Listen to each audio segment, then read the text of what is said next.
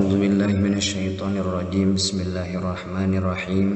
Alhamdulillahirabbil alamin. Nawaitu ta'alluma wa ta'lim wa tadhakkura wa tadhkir wa naf'a wal intifa' wal ifadata wal istifadah wal hatha 'ala tamassuki bi kitabillah wa sunnati rasulih sallallahu alaihi wasallam wa du'a ilal huda wa dilalata 'alal khair ibtigha'a wajhillah wa mardatihi wa qurbihi wa sawabihi subhanahu wa ta'ala. Qala al-muallif rahimahullah nafa'ana wa nafa'ani bi ulumihi amin ya rabbal alamin. Bismillahirrahmanirrahim. Paslun utawi iki iku pasal sawiji. Arkanul islami utawi piro-piro rukun Islam iku khamsatun 5. Syahadatun sawiji nyakseni an ing satuhune kalakuan lan tingkah la ilaha ora nono pangeran iku maujud illallahu angin Gusti Allah. Wa anna Muhammadan lan satuhune Kangjeng Nabi Muhammad iku Rasulullahi utusan Allah. Wa iqamus sholati lan ngadegakeun salat. Wa itauz zakati lan ngawehakeun zakat. Wa shaumu ramadhana lan saum ing dalem bulan Ramadan. Wa hijjul baiti lan munggah haji ing baitullah man ing wong istata'a kang kawasa yasiman ilaihi maring baitullah apane sabilan dadalane. Bismillahirrahmanirrahim. Salajengna dina ieu pasal Kiai Musonib bade ngajelaskeun tentang rukun Islam. Islam eta hiji agama anu dipikaridho ku Allah pikeun abdi-abdina. Dauhan Allah dina Al-Qur'an wa raditu lakumul Islam madina. Jeung kami ridho Islam jadi agama maraneh. Surah Al-Maidah ayat 3. Sareng dauhan Allah inna dina indallahil Islam. Saanyana agama anu dipikaridho mungguh Allah nyaeta agama Islam. Surah Al-Imran ayat 18. Ari hartina Islam dina asal bahasa nyaeta al-inqiyadu hartosna tumut. Ari hartos Islam mungguh syara nyaeta al-inqiyadu lil ahkamis syar'iyyah. Hartosna tumut kana hukum syara anu dicanda ku Kangjeng Rasulullah sallallahu alaihi wasallam kalawan migawe sakabeh kawajiban jeung ninggal sakabeh larangan. Arkanul Islami ari pirang-pirang rukun Islam khamsatun eta aya 5. Sakumaha diterangkeun dina hadis Imam Bukhari dauhan Kangjeng Rasulullah sallallahu alaihi wasallam bunyal islamu ala khamsin syahadati alla ilaha illallah wa anna muhammadar rasulullah wa iqamis sholati wa itaiz zakati wal haji wa shaumi ramadhana. Jadi diadegkeunana agama Islam teh kana 5 perkara.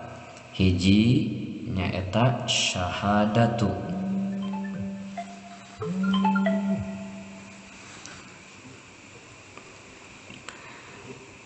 Syahadatu alla ilaha illallah nyaeta nyaksian yen henteu aya pangeran angin Allah jeung saenyana Kangjeng Nabi Muhammad eta Rasulullah.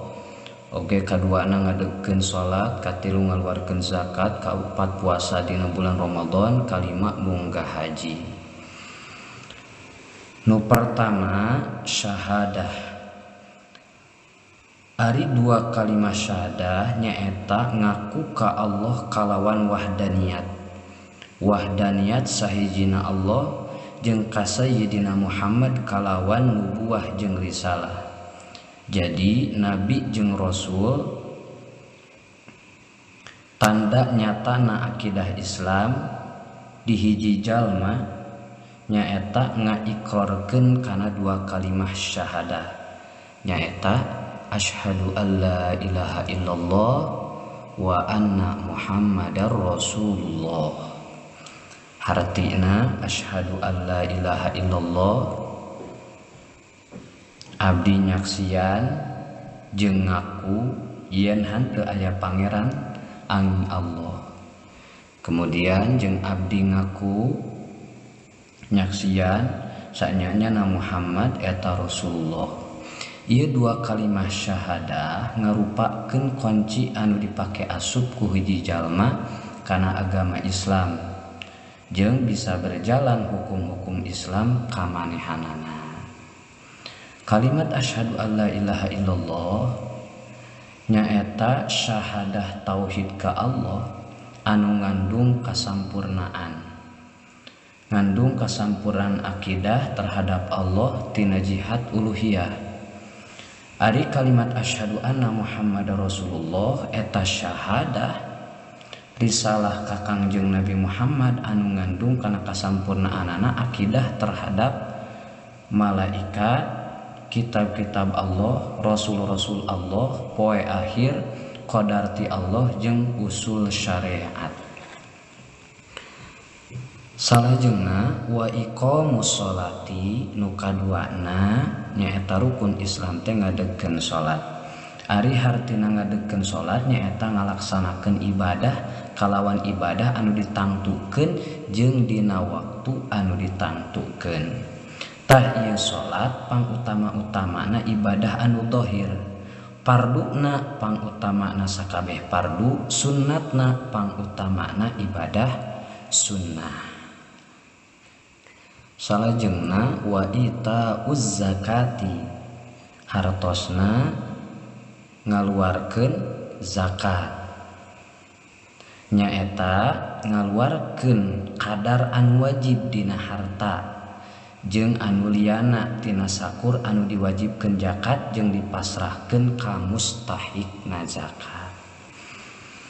Cenah anu nomor kaopatna nyaeta puasa dina bulan Ramadan.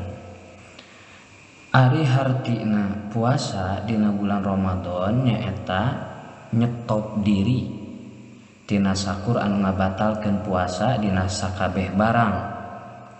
Ti iraha ti mimiti bijilna pajar nepi ka surupna panon poe dina bulan Ramadan tiap-tiap tahun. Itu salajengna nu kalimana rukun Islam wa hijjul baiti man istata'a ilaihi sabila. Hartosna munggah haji ka Baitullah nyaeta ngamaksud ka Baitullah pikeun ibadah anu tangtu dina waktu anu ditangtukeun sanajan ngan sakali dina saumur hirup pikeun anu mampu dina perjalananana. Itu nah bakalna kendaraanana atawa awakna atawa badana sepertos gitu. Ari ibadah hanteu sah iwal kudu make niat anu ikhlas ya. Jadi sakabeh ibadah ieu teu sah terkecuali kudu make niat anu ikhlas. Dauhan Allah wa ma umiru illa liya'budullaha mukhlishina lahuddin. Jeung maranehna hanteu diparentah angin supaya ibadah ka Allah kalawan ngaikhlaskeun kataatan ka anjeunna. Ya surah Al-Bayyinah ayat 5. Di antarana aya anu wujud ibadah mahdoh. Ibadah mahdol ieu ungkul ibadah nyaeta salat jeung puasa. Oge aya anu ibadah maliyah ijtimaiyah, ibadah anu patali jeung harta banda anu sifatna sosial nyaeta zakat, jeung aya anu ibadah badaniyah ijtimaiyah nyaeta ibadah badan anu sifatna sosial nyaeta ibadah haji. Ieu teh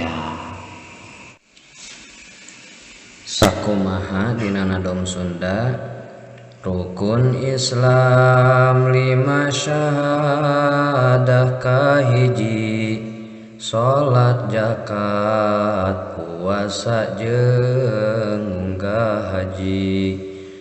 Rukun Islam 5 syahadah kahiji salat zakat puasa jeung unggah haji. Wallahu a'lam bishawab.